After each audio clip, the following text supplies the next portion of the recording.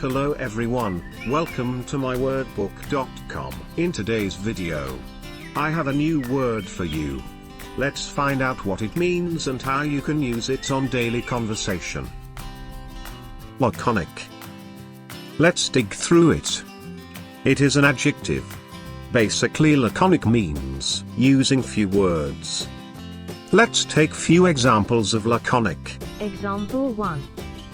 He sent me a laconic private message. Example 2. During the laconic phone call, the divorcing spouses only said what was absolutely necessary. Example 3. To save valuable time, give me a laconic explanation of what happened. Example 4. If you were laconic with your lectures, then we could leave class 15 minutes early. Example 5. I don't have all day, so be laconic with your answers. Example 6. The writer was laconic when drafting the poem and used very few words in each line. Example 7. During the play, the laconic monologues were direct and to the point. Example 8. Henry's date was very laconic, only saying 2 sentences the entire evening.